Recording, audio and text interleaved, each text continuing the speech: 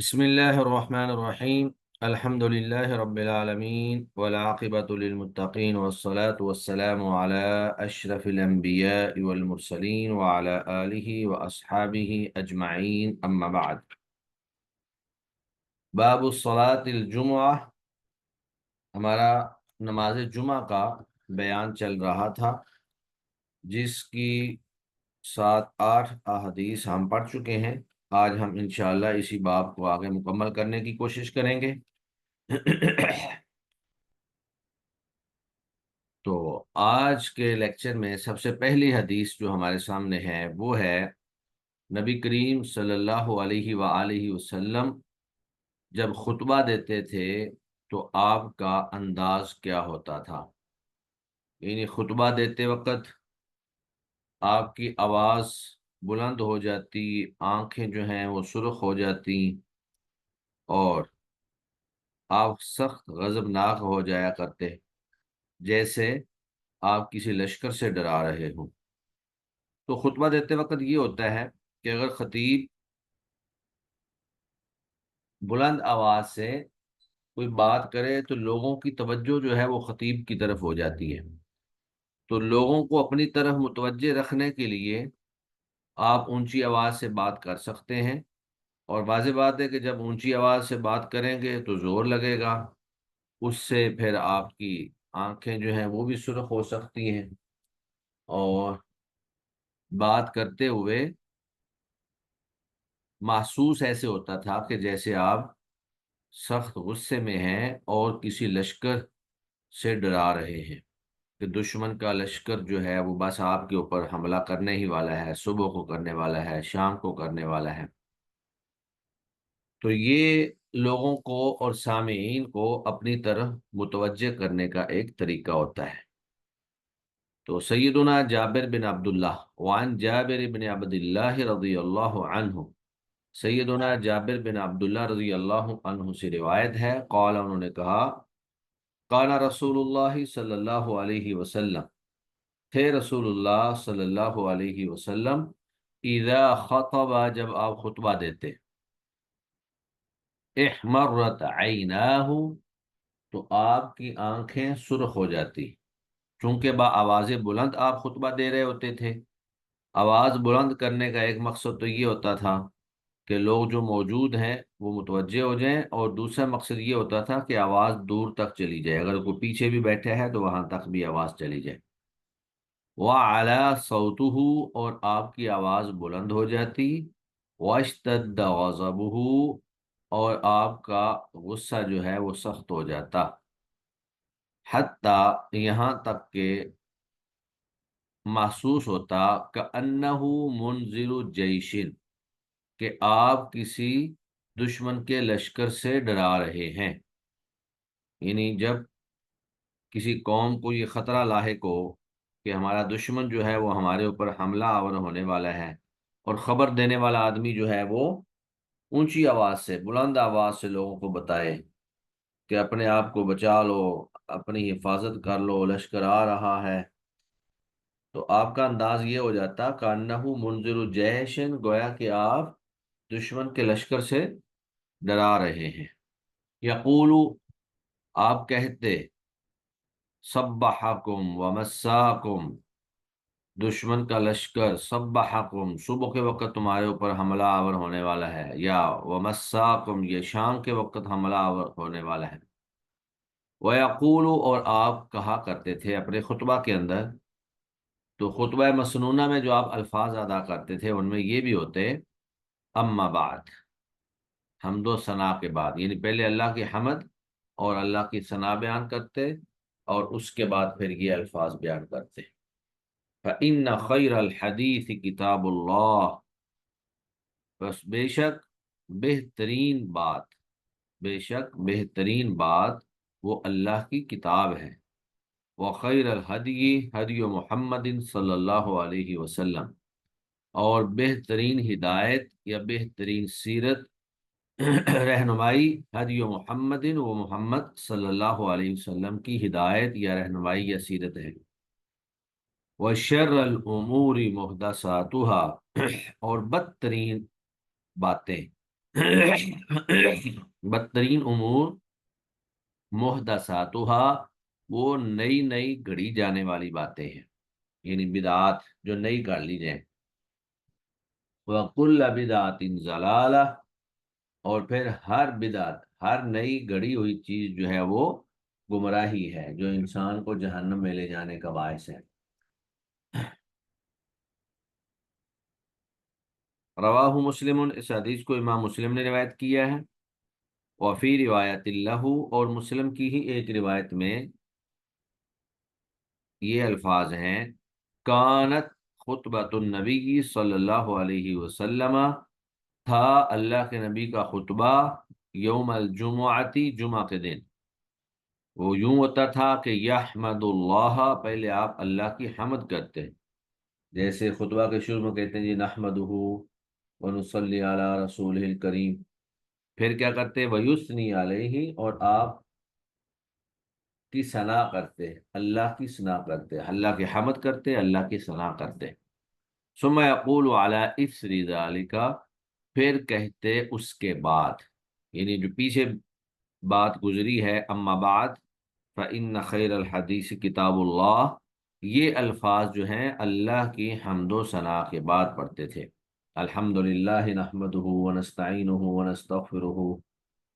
ونؤمن به ونتوکل علیہ ونعوذ باللہ من شرور انفسنا ومن سیئات اعمالنا،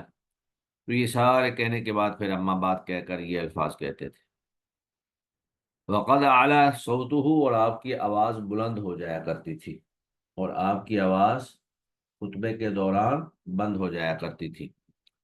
وفی روایت اللہ، اور مسلم کی ہی ایک روایت میں یہ الفاظ بھی ہیں کہ آپ یہ کلمات بھی کہتے، من یہد اللہ فلا مضل لہ، جس کو اللہ ہدایت دے دے اس کو کوئی گمراہ کرنے والا نہیں،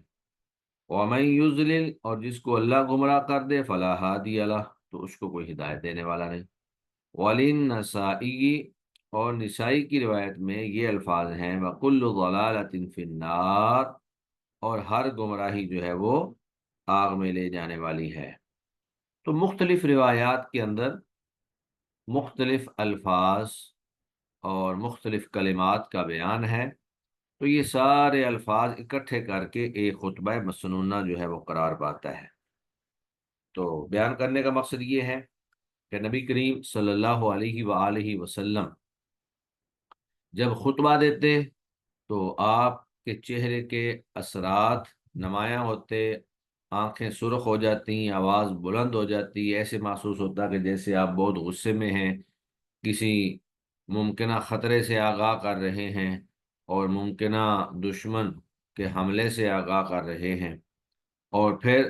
خطبہ کے اندر اللہ کی حمد و ثنا ہوتی، اور اس کے بعد پھر خطبہ کے یہ الفاظ بیان کرتے،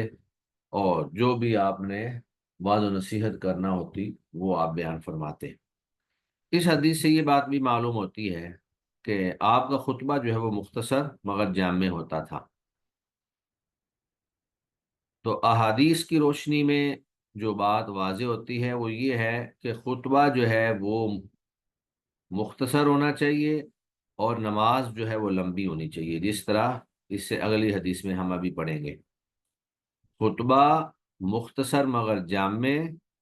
کیونکہ مختصر اور چھوٹا خطبہ جو ہے وہ یاد رکھنا، ذہن نشین کرنا آسان ہوتا ہے، یاد ہو جاتا ہے، لیکن اگر خطبہ بہت زیادہ لمبا ہو جائے تو پھر وہ یاد نہیں ہوتا ہے۔ تو خطبہ مختصر ہونا چاہیے، جامع ہونا چاہیے، لیکن نماز جو ہے وہ لمبی ہونی چاہیے۔ لیکن آج ہمارے ہاں اس کے بالکل الٹ چل رہا ہے، خطبہ جو ہے وہ گھنٹے گھنٹے کا دے دیا جاتا ہے، اور نماز جو ہے وہ 10 سے 12 منٹ کے اندر مکمل کر دی جاتی ہے۔ تو ان احادیث سے جو بات معلوم ہوتی ہے وہ یہ ہے کہ خطبہ زیادہ لمبا نہیں ہونا چاہیے، خطبہ بھی کوئی 10 12 منٹ کا، 15 منٹ کا ہو جائے، اور نماز بھی کوئی 15 منٹ کی ہو جائے۔ دوبارہ اس کی اصلاح کرنے کی ضرورت ہے، ہمارے ہاں اس سنت پہ عمل نہیں ہو رہا، اس کی اصلاح کرنے کی ضرورت ہے۔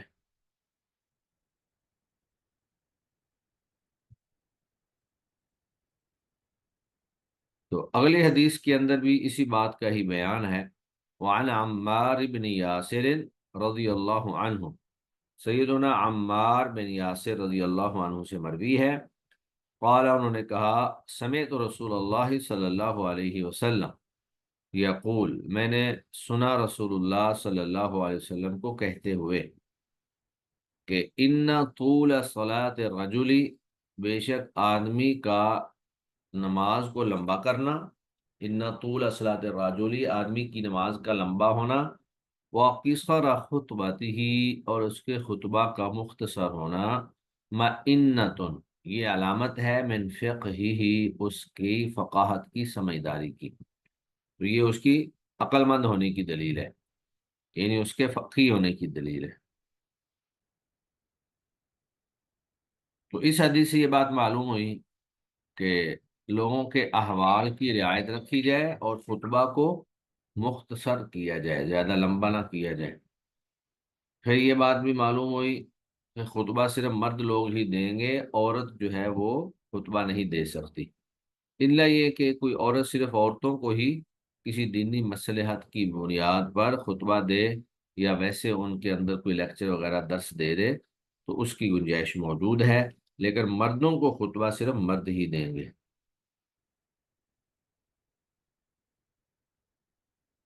تو خطیب کی یہ عقل مندی ہے کہ وہ نمازیوں کے احوال کا لحاظ رکھے، مختصر بات کرے تاکہ نمازیوں کو وہ بات یاد ہو جائے اور وہ اس پر عمل کر سکے۔ تو اللہ کے نبی صلی اللہ علیہ وآلہ وسلم نے اس کو خطیب اور بیان کرنے والے کی فقاہت اور اس کی عقل مندی قرار دیا ہے، کہ جو بندہ خطبہ مختصر دیتا ہے اور نماز لمبی کرتا ہے تو یہ اس خطیب اور اس امام کے عقل مند ہونے کی دلیل ہے،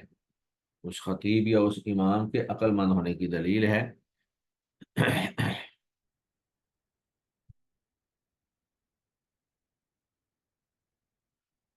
اس کے بعد خطبہ جمعہ کے اندر اللہ کے نبی صلی اللہ علیہ وآلہ وسلم قرآن مجید زیادہ سے زیادہ پڑھتے تھے، کیونکہ وہ تو عربی تھے اور وہ صرف قرآن مجید پڑھتے تو عرب کو، سامعین کو سمجھ آ جاتی۔ تو ہم چونکہ اجمی ہیں تو ہمارے لیے یہ ہے کہ ہم قرآن مجید پڑھیں اور اس کا ترجمہ کریں، قرآن مجید کا ترجمہ لوگوں کو سنائیں، اور قرآن مجید کی وہ آیات یا وہ صورتیں پڑھی جائیں جن کے اندر آخرت کا تذکرہ ہے، فکر آخرت کے بارے میں، دنیا کی حقیقت کو بیان کیا گیا ہے، آخرت کی حقیقت کو بیان کیا گیا ہے۔ تو اللہ کے نبی صلی اللہ علیہ وآلہ وسلم اپنے خطبہ میں سورہ قاف کو کثرت سے پڑھا کرتے تھے، خطبہ کے اندر، نماز میں نہیں، نماز کا الگ بیان ہے، یہ خطبہ کا بیان ہے۔ تو چونکہ سورہ قاف وہ صورت ہے جس کے اندر قیامت، جنت، جہنم، موت اور اسی طرح واعظ و نصیحت کا بیان ہے، تو اللہ کے نبی صلی اللہ علیہ وسلم اتنا کثرت سے پڑھتے کہ ہشام کہتی ہے کہ مجھے یہ صورت جو ہے وہ اللہ کے نبی سے بار بار سن کر یاد ہو گئی، یعنی میں نے الگ سے یاد نہیں کی بلکہ بار بار اللہ کے نبی سے سن کر مجھے یہ صورت یاد ہو گئی۔ تو اس سے یہ بات معلوم ہوتی ہے کہ خطبہ کے اندر زیادہ سے زیادہ قرآن کے دلائل، قرآنی آیات وہ پڑھ کر لوگوں کو سنانی چاہیے، ان کا ترجمہ تشریح کیا جائے، یا احادیث مبارکہ، بجائے اس کے کہ قصے کہانیاں بیان کی جائیں اور لا یعنی اور بےہودہ قسم کے شعر جو ہیں وہ، قصیدے جو ہیں وہ پڑھے جائیں، یا صرف شرکیہ اشعار ہی پڑھ کر جو ہے وہ خطبہ پورا کر دیا جائے، تو یہ خطبہ جو ہے اس کا مقصد پورا نہیں ہوتا، کیونکہ خطبے کا مقصد ہوتا ہے لوگوں کو اللہ کے عذاب سے ڈرانا، جنت کی بشارت دینا، ان کی اصلاح کرنا، ان کو اللہ کا تعارف کروانا اور انہیں اللہ کے قریب کرنا۔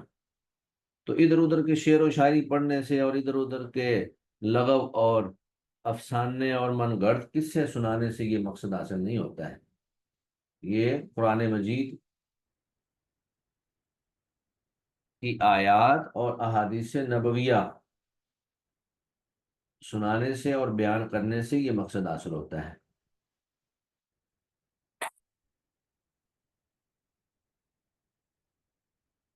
وعن ام ہشام وعن ام ہشام، ہاں، بنت حارثہ، ام ہشام بنت حارثہ، یہ حارثہ بن نعمان کی بیٹی تھی، اور قبیلہ نجار سے ان کا تعلق تھا، انصار کا قبیلہ تھا، مدینہ کا قبیلہ تھا یہ نجار۔ اللہ کا نبی صلی اللہ علیہ وسلم جو ہے آپ کی والدہ کا تعلق بھی اسی قبیلے سے تھا، تو یہ انصاریہ نجاریہ کہلاتی ہیں، بیعت رضوان میں یہ شریک تھی۔ تو وہ فرماتی ہے وعن ام ہشام بنت حارثہ رضی اللہ تعالی عنہا، ام ہشام بنت حارثہ بن نعمان رضی اللہ عنہا، ان سے روایت ہے، قالت، انہوں نے کہا، ما اخذت قاف والقرآن المجید، میں نے نہیں حاصل کی یہ سورہ قاف، الا عن لسان رسول اللہ صلی اللہ علیہ وسلم، مگر آپ صلی اللہ علیہ وآلہ وسلم کی زبان سے، یقرؤها کل جمعۃ علی المنبر، اللہ کے نبی اسے ہر جمعہ منبر پر پڑھتے تھے، اذا خطب، جب بھی آپ لوگوں کو خطبہ دیتے۔ رواہ مسلم، اس حدیث کو امام مسلم نے روایت کی ہے۔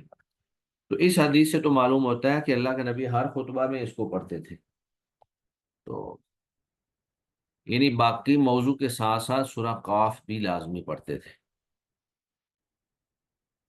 تو میں نے جس طرح پہلے بھی بتایا کہ چونکہ اس صورت کے اندر موت کا تذکرہ ہے، قیامت کا تذکرہ ہے، جنت دوزخ کا بیان ہے، اور دیگر نصیحتوں کا بیان ہے، تو ایسی آیات جن کے اندر نصائح ہوں، نصیحتیں ہوں، ان کے اندر نماز، آخرت، اللہ کا تعارف اور اس طرح کی چیزیں موجود ہوں،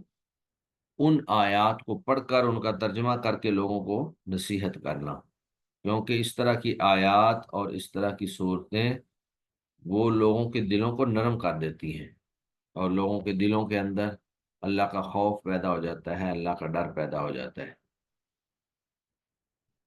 تو اللہ کے نبی صلی اللہ علیہ وسلم اس مقصد کے لیے اس صورت کو بار بار پڑھا کرتے تھے۔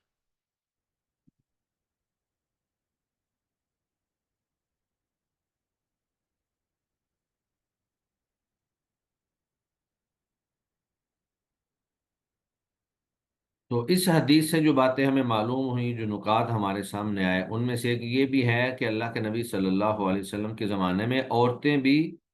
جمعہ کی نماز میں حاضر ہوتی تھیں، بلکہ عام نمازوں میں بھی عورتیں جو ہیں وہ مسجد میں جا کر نماز پڑھتی تھیں، کیونکہ وہ ایک بہترین دور تھا جس میں زیادہ فتنے جو ہیں وہ نہیں تھے، ان لوگوں کا ایمان، ان کا تقوی اعلیٰ معیار کا اور مثالی ایمان اور تقوی تھا، تو عورتیں جو ہیں وہ مسجد میں جا کر نماز بھی ادا کرتی تھیں اور جمعہ بھی ادا کرتی تھیں، کیونکہ یہ اگر انہوں نے، ام ہشام رضی اللہ عنہا نے سورہ قاف جمعہ کے خطبہ میں اللہ کے نبی کی زبان سے سن سن کر یاد کی ہے، تو اس کا مطلب یہ ہے کہ یہ ہر خطبہ اور ہر جمعہ مسجد میں جا کر پڑھا کرتی تھی۔ تو آج بھی عورتوں کو مسجدوں سے نہیں روکنا چاہیے، ہاں البتہ اس بات کا اہتمام کر لیا جائے کہ عورتوں اور مردوں کا اختلاط نہ ہو، عورتوں کے لیے الگ سے باپردہ محفوظ جگہ ہونی چاہیے۔ اللہ کے نبی کے دور کی طرح اکٹھا ایک ہی حال کے اندر نماز جو ہے وہ آج کے دور کے اندر ممکن نہیں ہے۔ اور اس سے یہ بات بھی ثابت ہوئی کہ خطبہ جمعہ میں سورہ قاف کی قراءت، تو یہاں قراءت سے مراد اس کا واعظ شروع ہے، اللہ کے نبی صلی اللہ علیہ وآلہ وسلم اس صورت کے ساتھ واعظ کیا کرتے تھے۔ باقی یہ سوال پیدا ہوتا ہے کہ کیا اللہ کے نبی ہر جمعہ کو اس صورت کی قرات فرماتے تھے؟ تو دیگر قرائن سے معلوم ہوتا ہے کہ اکثر یا غالب ایسا کرتے تھے، ہر جمعہ میں ایسا نہیں ہوتا تھا، ورنہ تو ایک ہی چیز کو سن سن کر بندہ جو ہے، سامعین جو ہے وہ اکتا جاتے ہیں، اور ان کی دلچسپی جو ہے وہ ختم ہو جاتی ہے، اور پھر ہمیشہ ایک ہی موضوع بیان نہیں کرنا چاہیے، دین کے اندر بہت سارے مسائل ہیں، احکام ہیں، تو سارے موضوعات کو ڈسکس کرنا چاہیے۔ اس کے بعد پھر خطبہ کے دوران خاموشی سے خطبہ سننا انتہائی ضروری ہے، اور اگر کوئی شخص گفتگو کرتا ہے تو اس کی بہت زیادہ مذمت کی گئی ہے۔ اسے ایسے گدھے کے ساتھ تشبیہ دی گئی ہے جس نے بوجھ اٹھایا ہوا ہو یا کتابیں اس کے اوپر لدی ہوئی ہوں۔ تو چونکہ خطبہ انتہائی اہم وعظ و نصیحت کا ذریعہ اور انسان کی تذکیر و تربیت کا ذریعہ ہے، اس لیے اگر خطبہ کے دوران لوگ باتیں کرنا شروع کر دیں، ایک دوسرے کے ساتھ گفتگو کرنا شروع کر دیں، تو خطبہ کی سمجھ نہیں آئے گی اور مسجد میں شور و غل ہوگا، تو مسجد جو ہے وہ پھر مچھلی منڈی بن جائے گی اور خطبے کا مقصد فوت ہو جائے گا۔ خطبہ انتہائی خاموشی کے ساتھ، اہتمام کے ساتھ، توجہ کے ساتھ، انہماک کے ساتھ سننا چاہیے، تاکہ انسان کا تزکیہ ہو، انسان کو احکام و مسائل کا علم ہو، اور آدمی اپنے جو مسائل ہیں ان کو حل کر سکے۔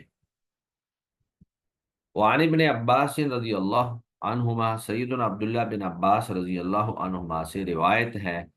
انہوں نے کہا رسول اللہ صلی اللہ علیہ وسلم نے فرمایا، من تکلم یوم الجمعۃ،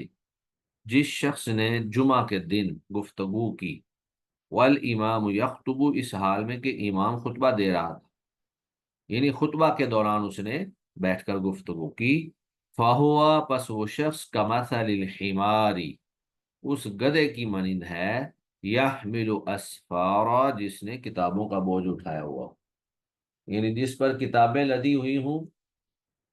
اب وہ گدھا، اس کے اوپر جتنا بھی کتابیں لاد دی جائیں یا جتنا بھی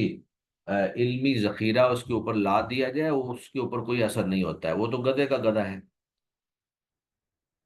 والذی یقول له انصت،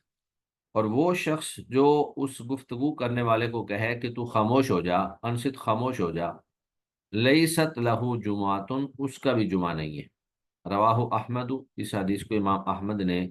بے اسناد، ایسی سند کے ساتھ روایت کیا ہے، لا بأس بہ، جس میں کوئی حرج نہیں، یعنی اس کی سند صحیح ہے۔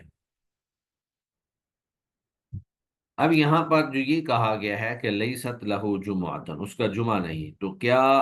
اس سے مراد یہ ہے کہ اس کی نماز جمعہ ہی نہیں ہوگی، یا وہ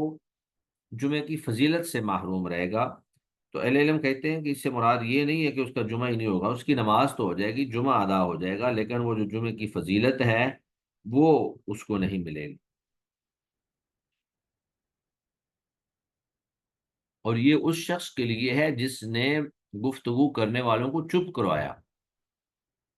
اب ایک آدمی چپ کروانے کی وجہ سے جمعے کی فضیلت سے محروم ہو جاتا ہے، تو اس سے اندازہ لگائیں کہ جو بندہ خود گفتگو کر رہا ہے وہ کیسے محروم نہیں ہوگا، اس کی محرومی اس سے بھی زیادہ ہوگی۔ وَهُوَ يُفَسِّرُ حدیث ابی ہریرہ، اور ابو ہریرہ رضی اللہ تعالی عنہ کی حدیث صحیحین میں جو موجود ہے، یہ حدیث اس کی تفسیر بیان کرتی ہے، مرفوعاً، وہ مرفوع حدیث ہے، یہ اس کی حدیث تفسیر بیان کرتی ہے کہ اس کا مطلب کیا ہے۔ اذا قلت لصاحبک، کہ جب تو نے اپنے ساتھی سے کہا، انصت، چپ ہو جا، یوم الجمعہ، جمعہ کے دن، یعنی ایک آپ کا ساتھی جو ہے وہ گفتگو کر رہا تھا، باتیں کر رہا تھا کسی کے ساتھ، تو آپ نے اس کو چپ کروا دیا کہ چپ ہو جاؤ، والامام یخطب، اور امام خطبہ دے رہا ہو، فقد لغوت، تو آپ نے بھی لغو کام کیا ہے، لغو بات کی ہے، فضول بات کی ہے، آپ کو ایسا نہیں کرنا چاہیے، یعنی کسی کو چپ کروانا یہ بھی گفتگو ہی ہے۔ تو جب چپ کروانا بھی منع ہے تو بات کرنا کیسے جائز ہو سکتا ہے؟ تو چونکہ چپ کروانے میں بھی ایک گفتگو ہوتی ہے، اب اس میں یہ ہو سکتا ہے کہ ایک بندہ اس کو چپ کروائے تو وہ اگلا بندہ اب اس کے ساتھ جو ہے لڑائی جھگڑا شروع کر دے اور وہ بات آگے بڑھ جائے، تو اس لیے چپ کروانے سے بھی منع فرما دیا کہ وہ اپنی بات کر کے چپ ہو جائے گا اور خاموش ہو جائے گا، اور اگر آپ اس کو چپ کروائیں گے تو بات جو ہے وہ بگڑ بھی سکتی ہے اور اس میں جھگڑا بھی ہو سکتا ہے، وہ کہے گا جی آپ کون ہوتے ہیں مجھے چپ کروانے والے۔ تو اس حدیث سے ہمیں یہ بات معلوم ہوئی کہ خطبہ کے دوران بات کرنا یہ انتہائی قبیح حرکت ہے، جسے اللہ کے نبی صلی اللہ علیہ وآلہ وسلم نے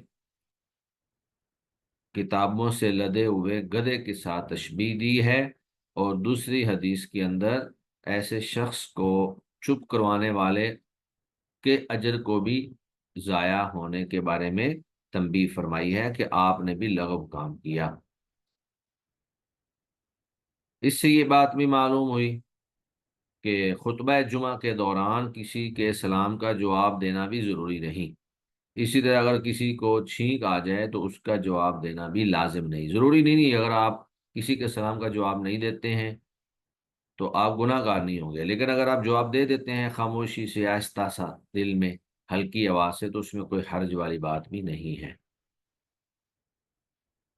تو جمعہ کی قید سے معلوم ہوا کہ اگر خطبہ جمعہ کے علاوہ ہو تو اس دوران بات بھی کر سکتے ہیں، اور کسی کو چپ بھی کروا سکتے ہیں، سلام کا جواب بھی دیں گے اور کسی کی چھینک کا جواب بھی دیں گے۔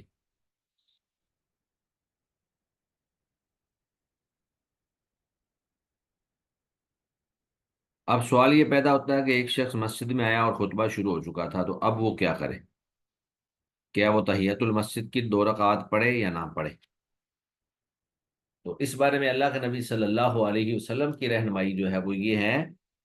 کہ جب بھی کوئی شخص مسجد میں آئے اور خطبہ شروع ہو تو اس کو چاہیے کہ وہ پہلے 2 رکعات پڑھ لے اور اس کے بعد وہ بیٹھے۔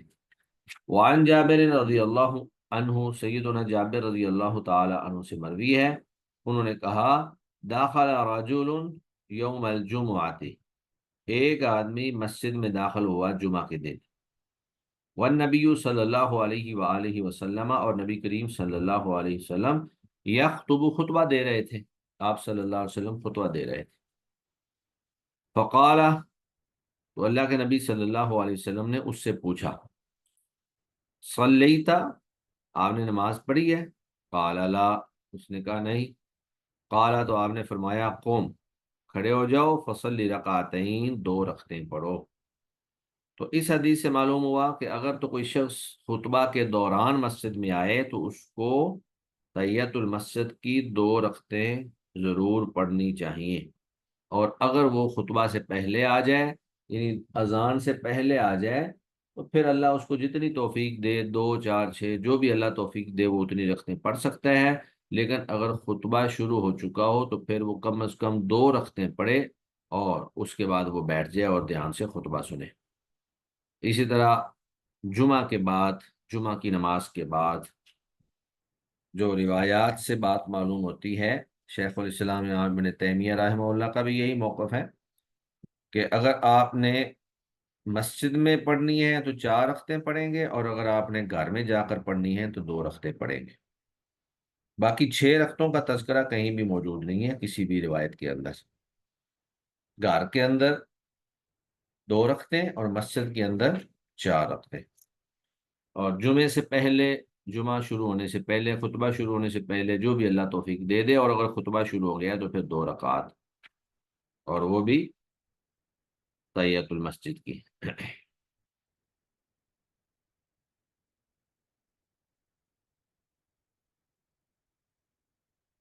اس حدیث سے یہ بات معلوم ہوئی کہ خطیب جو ہے وہ خطبہ کے دوران مقتدیوں میں سے کسی کے ساتھ بات چیت بھی کر سکتا ہے، اور اگر وہ خطیب محسوس کرے کہ کوئی ایسا کام ہو رہا ہے جو درست نہیں، تو خطیب اس کی طرف بھی اشارہ کر سکتا ہے، جس طرح کہ اللہ کے نبی صلی اللہ علیہ وسلم نے دوران خطبہ اس شخص کو 2 رکعت ادا کرنے کا حکم دیا جس نے 2 رکعتیں نہیں ادا کی تھیں اور وہ بیٹھ گیا تھا۔ اور اس سے یہ بھی بات معلوم ہوئی کہ اگر امام خطبہ دے رہا ہو تب بھی مسجد میں داخل ہونے پر تحیت المسجد ادا کی جائے گی۔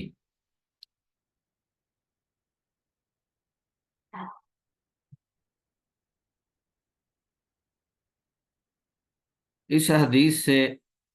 बाज़ अहले इल्म ने यह भी इस्तिदलाल किए हैं कि तहियतुल मस्जिद वाजिब है, क्योंकि अल्लाह के नबी सल्लल्लाहु अलैहि वसल्लम ने उसको बकायदा हुक्म दिया, क़ुम फसल्ली। लेकिन अक्सर उलमा, जमहूर अहले इल्म के नज़दीक ये हुक्म इस्तिहबाब पर मबनी है, यानी तहियतुल मस्जिद वाजिब नहीं है, मुस्तहब है। अगर कोई पढ़ता है तो इंशाअल्लाह वो अजर व सवाब का मुस्तहिक होगा, और अगर कोई नहीं पढ़ता है तो वो गुनाहगार नहीं होगा। उसके बाद फिर जुमा की नमाज में या ईदैन की नमाज में तिलावत कौन सी की जाए, या अल्लाह के नबी ज्यादातर कौन सी सूरतें तिलावत किया करते थे। तो यहाँ पर जो सूरतें बयान की गई हैं, इन सूरतों की तिलावत करना मुस्तहब है, लेकिन इसका ये हरगिज़ मतलब नहीं है कि आप सिर्फ यही सूरतें तिलावत कर सकते हैं, इसके अलावा आप कोई दूसरी सूरत तिलावत नहीं कर सकते। सिर्फ इन सूरतों को तिलावत करना मुस्तहब करार दिया जा सकता है कि आप इनको अगर तिलावत करेंगे तो ये एक मुस्तहब अमल है, और अगर आप कोई दूसरी सूरत भी तिलावत कर लेंगे तो इंशाअल्लाह आपकी नमाज जुमा या नमाज ईदैन वो दुरुस्त होंगी, उसमें कोई हर्ज वाली बात नहीं है। वान इब्न अब्बास रज़ी अल्लाहु अन्हुमा, सैयदुना अब्दुल्लाह बिन अब्बास रज़ी अल्लाहु अन्हुमा से मरवी है, अन्न नबी सल्लल्लाहु अलैहि वसल्लम, बेशक नबी करीम सल्लल्लाहु अलैहि वसल्लम, कान यक़राउ, आप किराअत करते थे, फी सलातिल जुमुअती, नमाज जुमा में। पीछे जो सूरह काफ पढ़ी है, पढ़ने का तज़किरा है ना, वो नमाज जुमा में नहीं है, वो खुतबा जुमा में है, तज़किर के लिए, नसीहत के लिए। तो ये नमाज जुमा में, नमाज के अंदर जो किरात होती है उसका बयान है। काना यक़राउ, आप किरात किया करते थे, फी सलातिल जुमुआती, नमाज जुमा में, सूरत अल जुमुआ वल मुनाफिकीन, सूरह जुमा की और मुनाफिकीन की। ये दो सूरतें जो हैं, सूरतुल मुनाफिकून और सूरतुल जुमा। तो अहले इल्म ने यहाँ पर कुछ चीज़ें बयान फरमाई हैं कि जुमा वाले दिन जुमा के मौजू पर मबनी सूरह जुमा की तिलावत करना, ये भी एक मुस्तहब अमल है, क्योंकि सूरह जुमा के अंदर जुमे के बारे में बयान किया गया है कि जुमे की तरगीब दी गई है कि जुमा पढ़ने के लिए आओ, अपने काम वगैरह छोड़ दो, जुमा का एहतमाम करो। और फिर जुमा में बहुत सारे मुनाफिकीन भी शामिल होते थे, तो सूरह मुनाफिकून इसलिए पढ़ते ताकि वो अपने निफाक से तौबा कर लें और खालिसतन मोमिन बन जाए। इसी तरह आप सल्लल्लाहु अलैहि वसल्लम जुमा के दिन सूरतुल आला और सूरतुल गाशिया, इसकी भी तिलावत किया करते थे। यानी कभी सूरह जुमा और सूरह मुनाफिकून की तिलावत करते, और कभी है सूरह आला और सूरह गाशिया की तिलावत करते। तो सूरह आला और सूरह गाशिया की तिलावत इसलिए करते कि उसके अंदर आखिरत का तज़किरा है, और दुनिया की हकीकत के बारे में है, आखिरत को तरजीह देने का हुक्म है।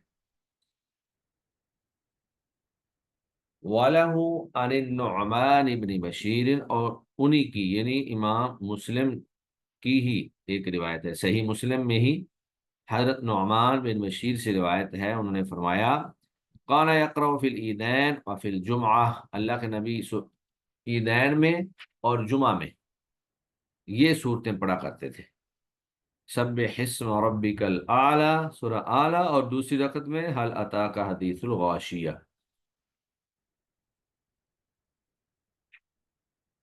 तो सूरह आला और सूरह गाशिया में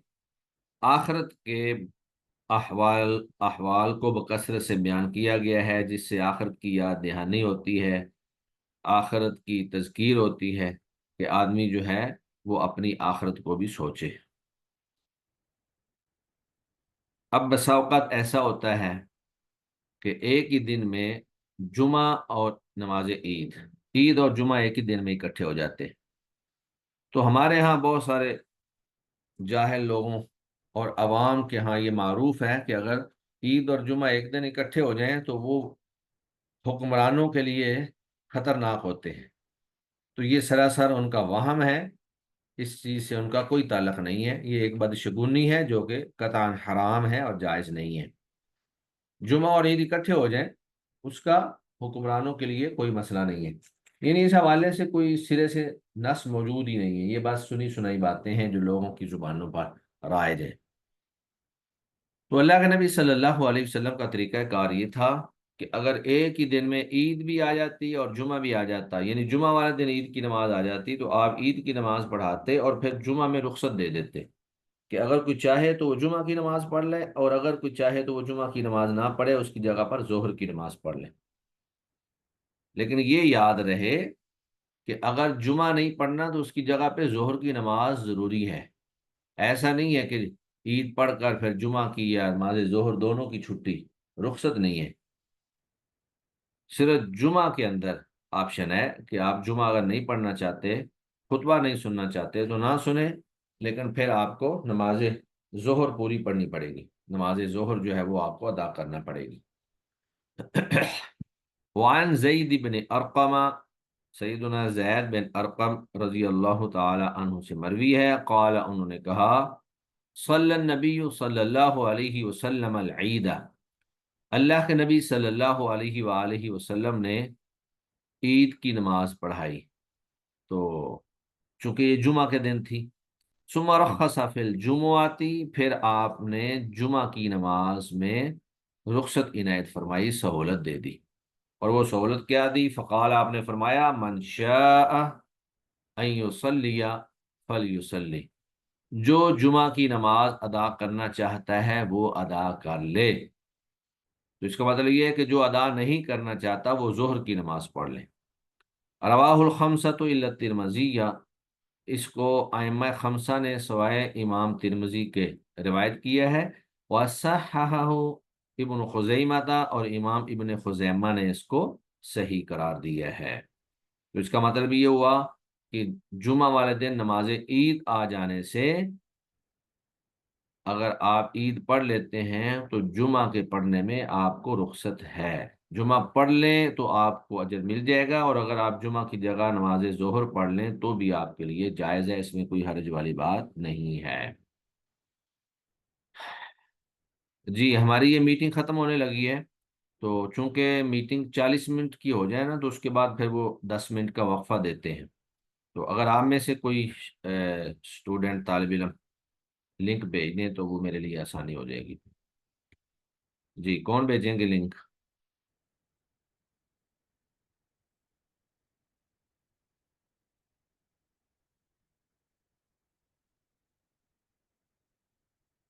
آپ میں سے کوئی لنک بھیج سکتا ہے؟